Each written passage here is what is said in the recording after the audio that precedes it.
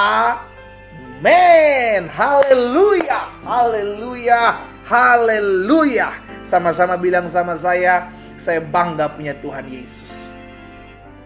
Sama-sama ketik di kolom komentar, saya bangga punya Tuhan Yesus. Haleluya. Iya kan? Kita bersyukur karena bukan kita yang milih Tuhan Yesus, tapi Tuhan Yesus yang memilih kita untuk mendekat kepadanya. Saudaraku,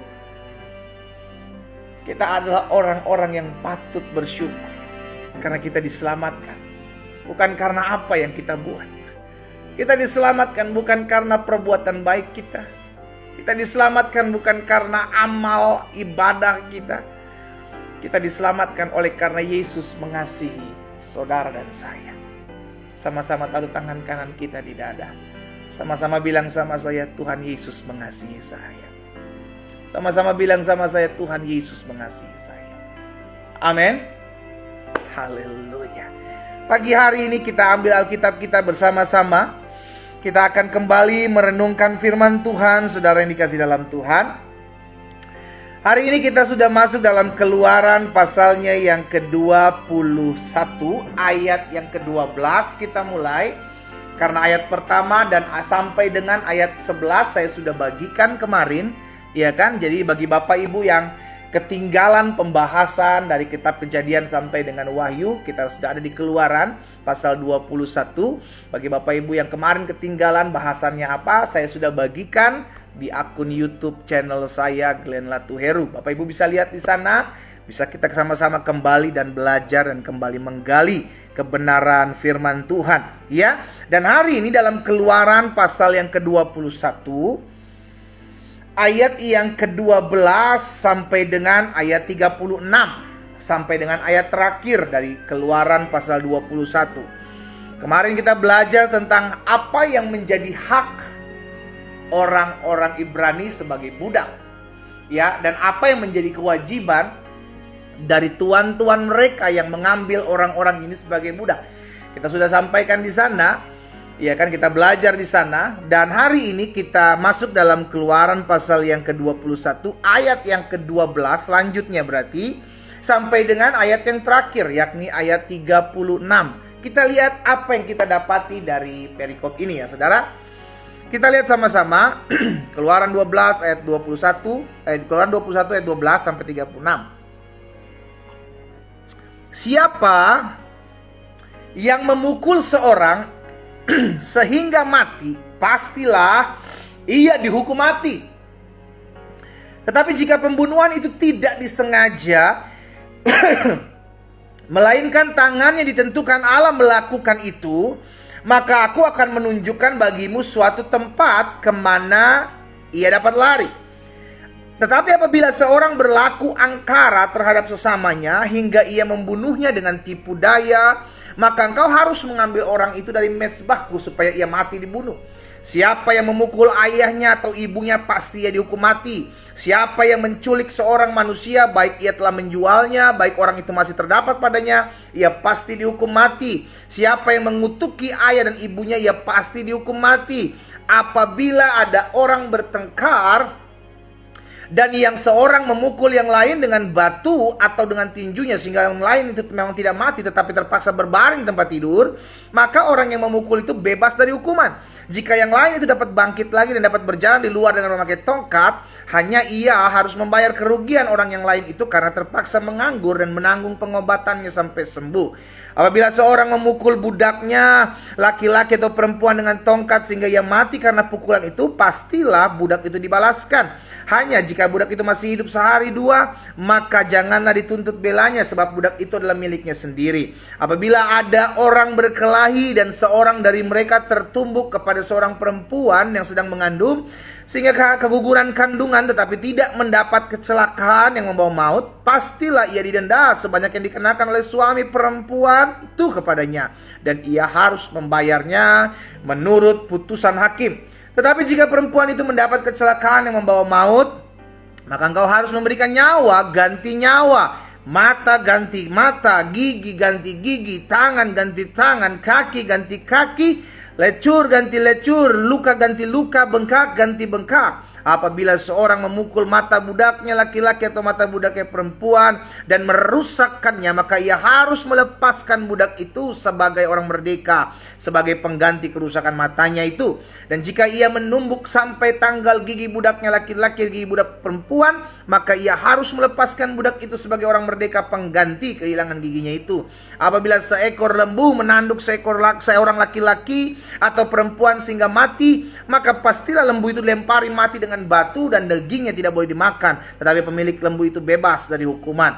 Tetapi jika lembu itu sejak dulu telah sering menanduk dan pemiliknya telah diperingatkan, tetapi tidak mau menjaganya, kemudian lembu itu menanduk mati seorang laki-laki atau perempuan, maka lembu itu harus dilempari mati dengan batu, tetapi pemiliknya pun juga harus dihukum mati. Jika dibebankan kepadanya uang pendamaian, maka haruslah dibayarnya segala yang dibebankan kepadanya itu sebagai tebusan nyawanya.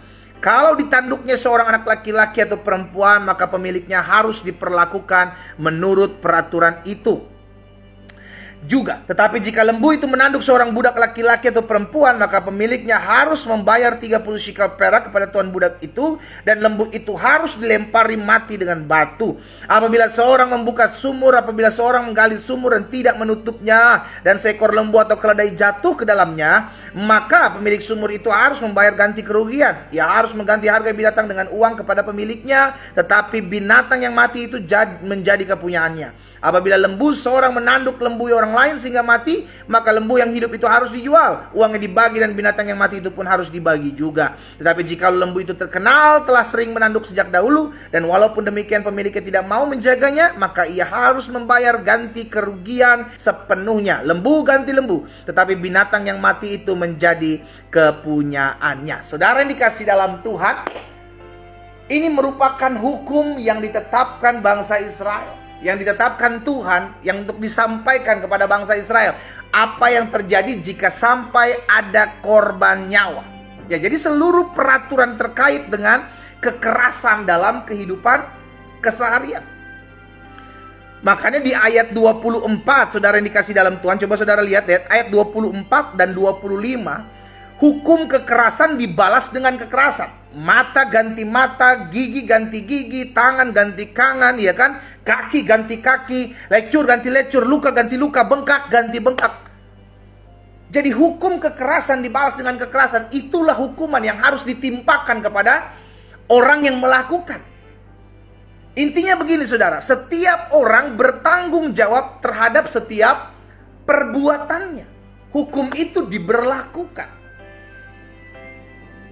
Tetapi kalau kita lihat, saudara dikasih dalam Tuhan, kekerasan akan terus datang dengan kekerasan. Kekerasan terus datang dengan kekerasan. Ketika hukum ini adalah hukum yang dibalas dengan kekerasan. Selama kekerasan itu ada dalam kehidupan seseorang, dia tidak akan pernah berubah sekalipun itu ada hukumnya. Tujuannya untuk mengingatkan agar ada trauma. Tapi apakah manusia berubah dengan hukum kekerasan ini? Dengan adanya hukum kekerasan, manusia tidak akan pernah berubah. Ketakutan tidak akan pernah merubah manusia, saudara dikasih dalam Tuhan. Kenapa? Karena hanya kasih yang bisa merubah manusia. Itu sebabnya, saudara yang dikasih dalam Tuhan, Yesus datang untuk menyempurnakan dengan hukum kasih. Iya kan? Bukan hukum perjanjian lama ini tidak berlaku, no. Tetapi ketika Yesus datang, Yesus mengajarkan bahwa kasih di atas segala-galanya. Itu sebabnya Yesus tidak menghukum orang berdosa. Dia mengasihi orang berdosa.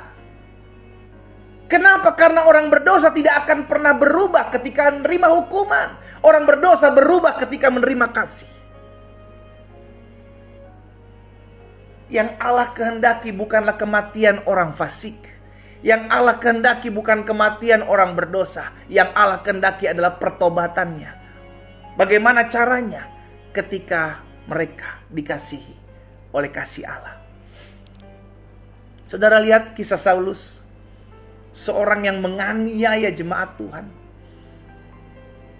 Hukum tidak berlaku atasnya.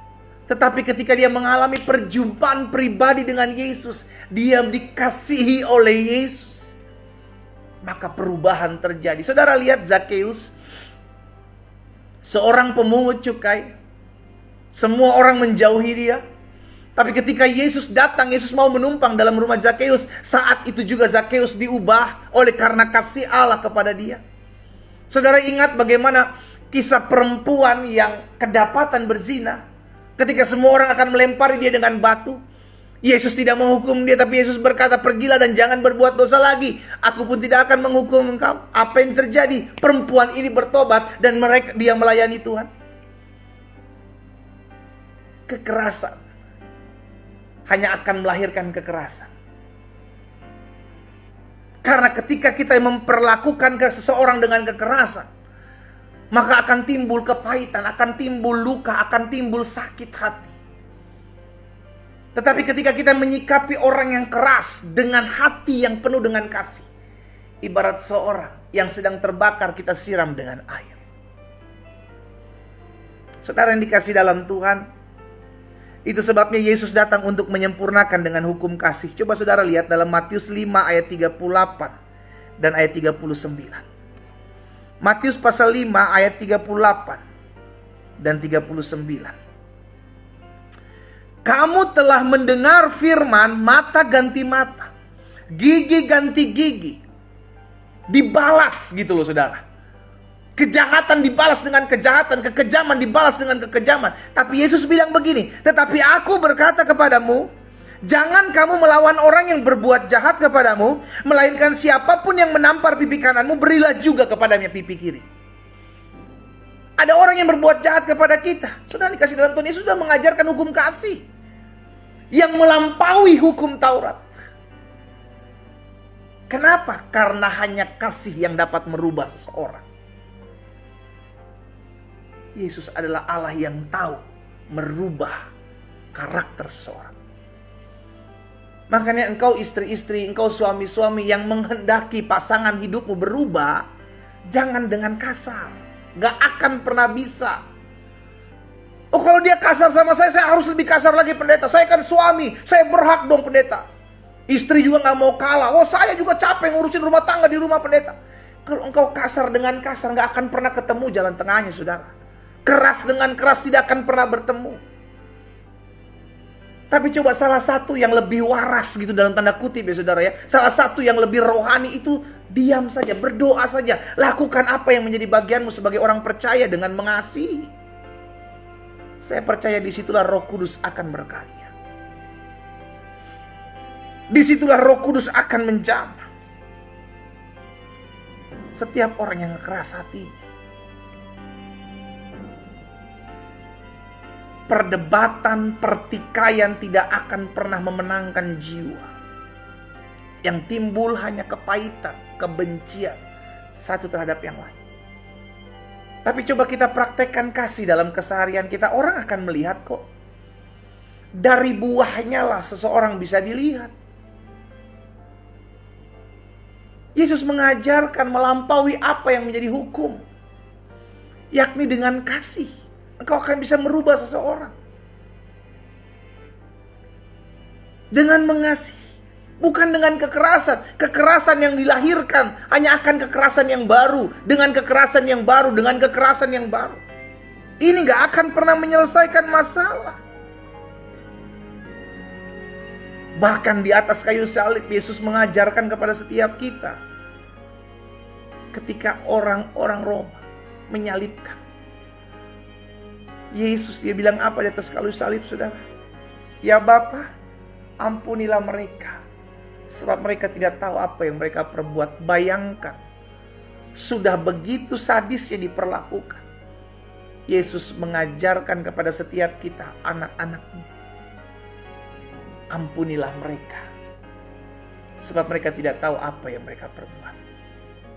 Saudara, hari ini kita diingatkan kebenaran firman Tuhan yang luar biasa, bahwa kasih melampaui segala sesuatunya. Dari firman Tuhan hari ini kita belajar banyak hal. Saya bagikan ada 3 hal saudara dikasih dalam Tuhan. Yang pertama, kekerasan jika dibalas dengan kekerasan tidak akan pernah terselesaikan. Hanya akan melahirkan dendam, Dendam dibalas hanya akan melahirkan dendam yang baru. Dibalas lagi akan hanya melahirkan dendam yang baru.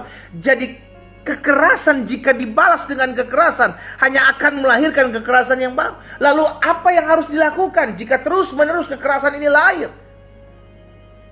Alkitab kita mengajarkan sesuatu yang harus kita lakukan untuk membalas kekerasan. Roma pasal yang ke-12 ayat 20 dan 21. Roma pasal 12 ayat 20 dan 21 bilang begini. Tetapi, haleluya.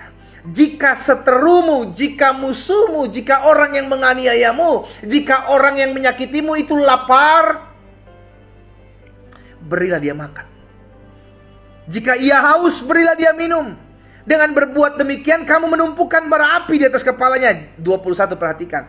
Janganlah kamu kalah terhadap kejahatan, tetapi kalahkanlah kejahatan dengan kebaikan.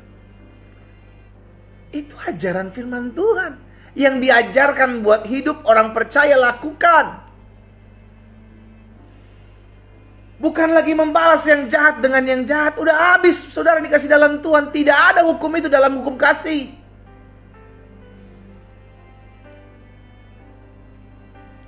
Karena membalas yang jahat dengan yang jahat hanya akan melahirkan sebuah kejahatan yang baru. Orang tidak akan pernah berubah karakternya ketika disikapi kejahatannya dengan suatu kejahatan. Hanya kasih yang sanggup melampaui segala apa yang tidak pernah kita pikirkan. Hanya kasih yang sanggup mengubah setiap orang. Hanya kasih. Engkau mau melihat saudaramu, keluargamu, orang-orangmu dipulihkan, sekelilingmu dipulihkan. Belajar untuk tabur kasih, saudara. Engkau akan melihat tuaian jiwa-jiwa terjadi ketika kita memberlakukan kasih Allah. Itu sebabnya Yesus mengajarkan, Yesus mengasihi orang berdosa. Yesus datang ke dunia untuk mengasihi orang berdosa. Sehingga ahli-ahli Taurat, orang Farisi bingung loh, kok Yesus datang duduk makan dengan orang berdosa? Karena tujuannya menjamah hati mereka. Dengan cara apa? Mengasihi. Tidak akan pernah ada pertobatan jika engkau memakai kekerasan. Tidak akan. Tapi akan lahir jiwa-jiwa yang baru tatkala kita menjalani hidup kita penuh dengan kasih. Kau akan lihat lahir jiwa-jiwa yang baru, tuaian-tuaian jiwa yang baru tatkala kita menjangkaunya dengan kasih. Jadi yang pertama dari firman Tuhan hari ini kita belajar, yang pertama, kekerasan jika dibalas dengan kekerasan tidak akan pernah terselesaikan. Nggak akan pernah. Tetapi kalahkan kekerasan, kalahkan kejahatan dengan kebaikan. Untuk ukuran orang dunia kita akan dibilang bodoh. Masa engkau balas yang jahat dengan yang baik? Lu bodoh. Untuk ukuran dunia kita akan disebut orang-orang yang tidak memiliki keberanian. Tapi sorry, saya mau ingatkan, kita bukan berasal dari dunia ini. Yesus bilang engkau berasal dari Allah. Ada DNA sorgawi ada dalam hidup saudara dan saya. Itu sebabnya DNA sorgawi itu akan mampukan kita untuk tidak jadi sama dengan dunia ini. Orang dunia mau bilang kita bodoh, membalas yang jahat dengan yang baik, it's okay. Orang dunia mau bilang kita kalah gitu kan. Orang dunia mau bilang kita apapun lah penghinaan mereka. Tapi kita diajarkan untuk menyadari kita bukan berasal dari dunia. Kita ditempatkan di dunia untuk membawa kasih. Praktekkan itu dalam keseharian kita. Yang kedua dari firman Tuhan ini kita belajar, hanya kasih yang sanggup merubah seseorang. Hanya kasih yang sanggup menyentuh sampai kedalaman hati seseorang. Mengasihi bukan berarti tidak tegas, saudara. Ya, mengasihi bukan berarti tidak tegas. Tetap kita mengasihi, tetapi ada ketegasan. Kita tetap mengasihi, tapi untuk bicara dosa kita tetap tegas, tidak.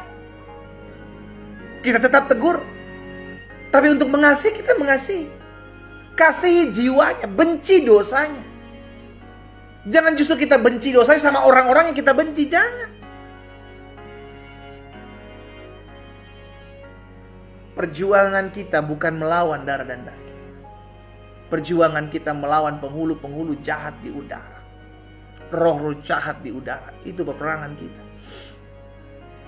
Tapi jiwanya yang terhilang kita kasih. Dengan cara apa? Mengasihi. Engkau akan lihat bagaimana kasih melawat setiap jiwa. 1 Yohanes 4 ayat 19. 1 Yohanes 4 ayat 19.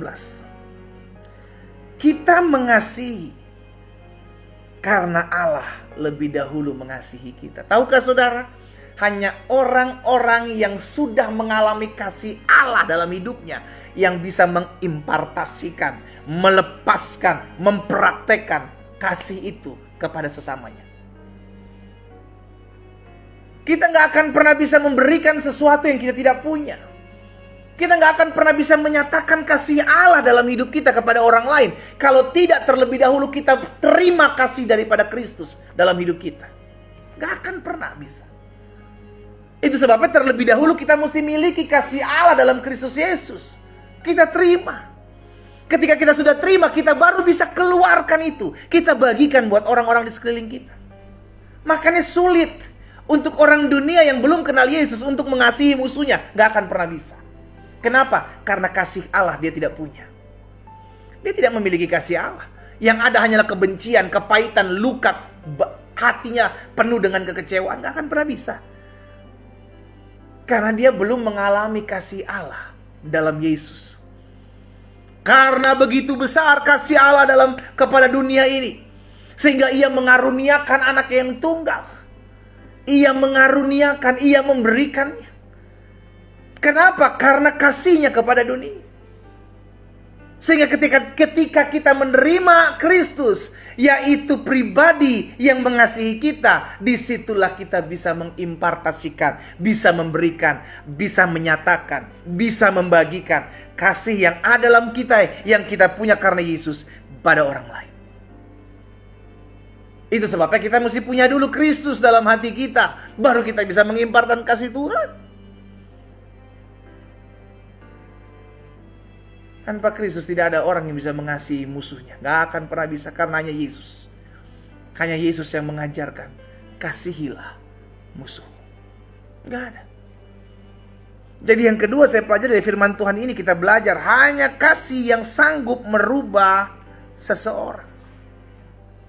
Dan kasih itu hanya kita dapat dalam Kristus Yesus yang mengasihi kita. Sehingga kita dapat memberikan kasih Allah kepada orang-orang yang membenci kita, yang menyakiti kita, yang mengkhianati kita, yang mengecewakan kita. Kita bisa berikan sekalipun daging kita tersakiti. Kenapa? Karena bukan kita, Roh Allah yang bekerja dalam kita, yang memberikan kita kemampuan untuk mengasihi musuh kita. Yang ketiga, yang terakhir, dari firman Tuhan ini kita belajar ya bahwa yang pertama, kekerasan tidak akan terselesaikan jika dibalas dengan kekerasan. Yang kedua, kita belajar hanya kasih yang sanggup merubah seseorang. Dan yang ketiga dari firman Tuhan ini kita belajar, tempatkan diri kita sesuai dengan porsinya sebagai manusia, bukan sebagai Allah. Saya ulangi sekali lagi poin yang ketiga, kita belajar tempatkan, posisikan diri kita sebagai manusia, karena memang kita manusia, bukan Allah. Kenapa? Karena hanya Allah yang melakukan pembalasan. Firman Tuhan katakan, hakulah pembalasan. Bukan kita sebagai manusia yang melakukan pembalasan, bukan. Tugas kita hanya menabur kasih. Panggilan kita hanya menjadi berkat, bukan melakukan pembalasan. Makanya firman Tuhan katakan dalam Ibrani 10 ayat 30. Sebab kita mengenal Dia yang berkata, pembalasan adalah hakku, kata Tuhan. Pembalasan adalah hakku. Akulah yang akan menuntut pembalasan, dan lagi Tuhan akan menghakimi. Kita bukan Tuhan yang melakukan pembalasan. Tempatkan diri kita pada posisi kita sebagai manusia. Jangan ambil job desk-nya Tuhan yang membalas orang-orang sesuai dengan perbuatannya. Jangan. Lakukan apa yang menjadi bagian kita, tabur kasih. Doakan orang yang menyakitimu, ampuni mereka yang membencimu. Lakukan bagianmu sebagai hamba Allah, sebagai anak Tuhan, sebagai manusia. Jangan ambil apa yang menjadi tugasnya Tuhan untuk menghakimi, untuk menghukum, untuk membalas. Itu tugasnya Tuhan. Jadi yang ketiga dari firman Tuhan ini kita belajar. Tempatkan posisimu sebagai manusia, bukan sebagai Allah. Karena ketika engkau melakukan pembalasan, engkau sudah mengambil tugas daripada pribadi Allah yang membalas apa yang membuat setiap orang lakukan. 3 hal ini saya bagikan buat setiap kita. Saudara dikasih dalam Tuhan. Kekerasan, jika engkau balas dengan kekerasan, tidak akan pernah habis kekerasan dalam hidup kita. Dendam kita balas dengan kekerasan, tidak akan pernah habis dendam dalam hidup kita. Terus, itu turun-temurun. Engkau sakit hati kepada si A membalas hal itu, engkau balas lagi. Turun-temurun kepada anak-anakmu akan kepahitan kepada si A. Engkau pikir selesai pada masa angkatan? No. Spirit itu akan turun kepada keturunan-keturunan kita, membenci orang yang membenci kita. Sama kayak film kungfu, saudara. You kill my brother, katanya. Wah, dia balas. Yang dibalas lagi, you kill my brother. Dia balas lagi. Itu gak selesai. Sampai keturunan ke-7. Terus balas membalas. Balas membalas. Bunuh membunuh. Gak akan selesai. Hanya kasih yang menyelesaikan setiap masalah. Hanya kasih yang menyelesaikan setiap pertentangan. Saya ajak setiap umat Tuhan yang pagi hari ini bergabung dalam doa pagi online. Baik engkau yang bergabung melalui TikTok Live, engkau yang bergabung melalui Facebook Live, engkau yang bergabung melalui Instagram Live, maupun engkau yang bergabung melalui Zoom. Belajar tabur kasih di tengah-tengah keluargamu. Engkau akan melihat ada jiwa-jiwa yang dijamah oleh Tuhan. Bukan karena perbuatanmu, tapi karena kasih Allah yang kau bagikan buat orang-orang sekelilingmu. Maka kasih Allah itu akan yang bekerja, memantik setiap hati untuk datang kepada Allah. Kita berdoa, kita datang kepada Tuhan. Pagi hari ini ya Bapa yang baik, kami bersyukur kami diingatkan betapa kekerasan tidak akan menyelesaikan masalah. Hanya akan melahirkan kepahitan, hanya akan melahirkan dendam, hanya akan melahirkan kekecewaan, luka hati. Tapi kasih menutupi segala dosa. Kasih menjangkau setiap jiwa-jiwa yang terhilang. Hari ini kami diingatkan firman Tuhan untuk menempatkan diri kami sebagai manusia, bukan sebagai Tuhan yang membalas yang jahat dengan yang jahat. Hari ini kami belajar firman Tuhan untuk menyadari bahwa kasih sanggup merubah hati manusia yang keras. Sekeras apa? Bahkan seorang Saulus, seorang penganiaya jemaat, ketika mengalami perjumpaan denganmu ya Bapa, maka dia diubahkan. Ada banyak kesaksian yang sungguh kami lihat. Bagaimana orang-orang yang dahulunya ada orang-orang yang jahat, orang-orang yang penuh dengan kebencian, kedendaman, tatkala mengalami kasih-Mu ya Bapa, mereka semua dilawat, mereka semua diubahkan, mereka semua dijamah Tuhan. Hari ini kami sadar, yang perlu kami lakukan di tengah-tengah dunia yang jahat ini adalah mengasihi, mengasihi, dan mengasihi. Jadikan kami terang-Mu ya Bapa, sehingga di tengah-tengah dunia yang kekurangan kasih akan manusia ini dingin, maka kami boleh membagikan kasih Bapa buat orang-orang yang ada di sekeliling kami. Oh Bapa, hamba berdoa dalam nama Yesus, taruh hati-Mu bagi hati setiap kami umat-Mu pagi hari ini. Sehingga ketika kami mempraktekkan kasih, maka ada jiwa-jiwa terselamatkan di dalam nama Yesus. Kami belajar hari ini bahwa biarlah kasih Kristus memenuhi hati kami. Kasih Kristus mengalir di hati kami. Saudara, saya mau berdoa buat saudara secara khusus, engkau yang masih menyimpan kepahitan, engkau yang masih menyimpan kecewa, engkau yang masih menyimpan dendam, engkau yang masih memiliki rencana untuk membalas yang jahat dengan yang jahat.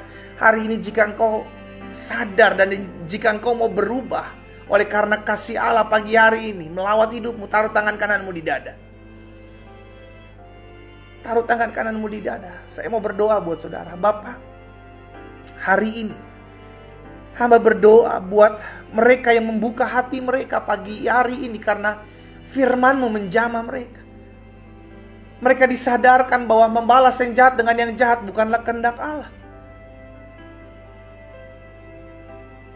Hari ini mereka mau diubahkan. Mereka rindu menerima kasih Kristus dalam hati mereka. Hamba berdoa ya Bapa, secara khusus mereka yang menaruh tangan kanan mereka di dada. Mereka rindu hati mereka dijamah Allah Roh Kudus. Mereka rindu hati mereka dipenuhi dengan kasih Bapa. Hari ini hamba ucapkan berkat di dalam nama Yesus. Di dalam nama Yesus mengalir kasih Allah dalam hidup mereka. Mengalir kasih Allah dalam hidup mereka. Mengalir kasih dari sorga atas hidup mereka. Di dalam nama Yesus Tuhan. Sehingga mulai pagi hari ini keputusan mereka diubahkan.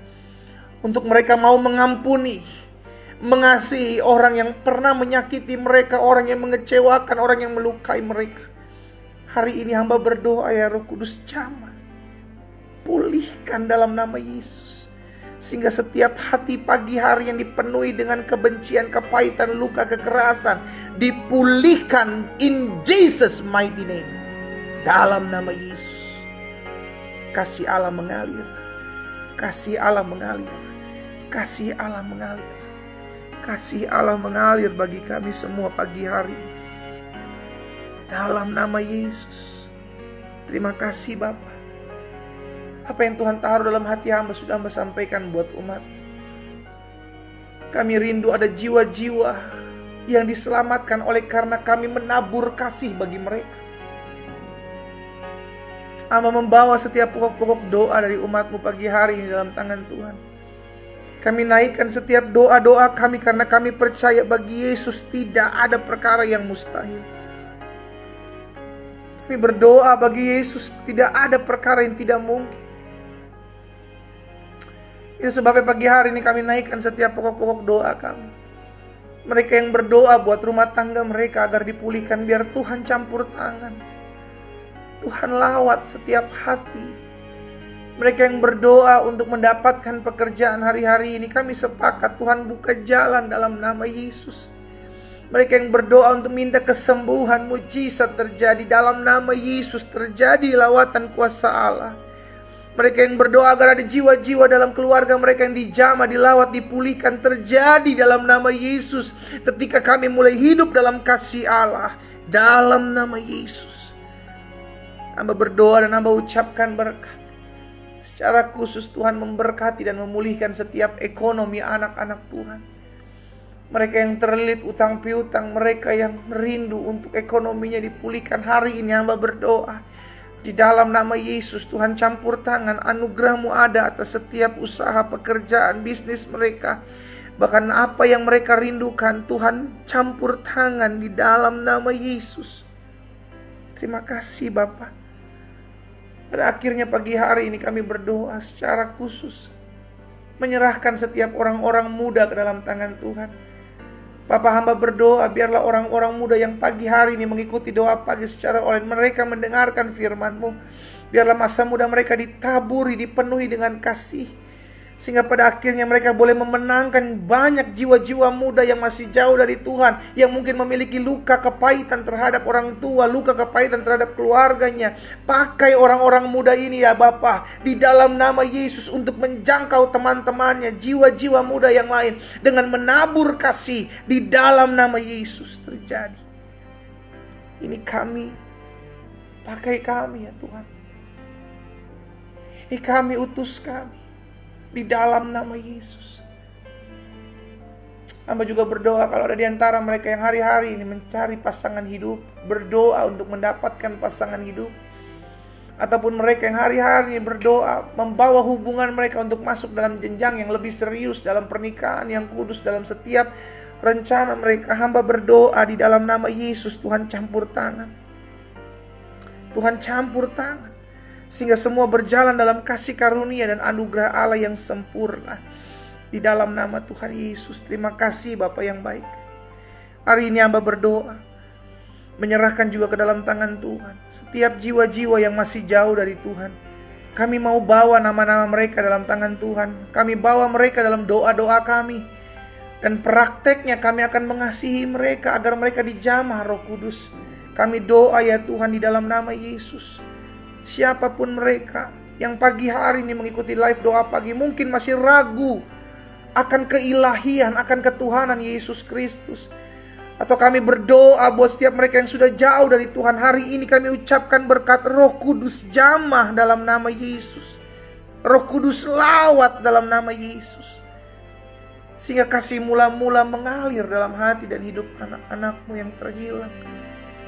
Bapa, kami juga berdoa pada akhirnya mengucapkan berkat. Ada rumah tangga, keluarga, suami istri yang hari-hari ini berdoa memohon belas kasihan Tuhan agar mereka boleh memiliki keturunan dalam rumah tangga mereka.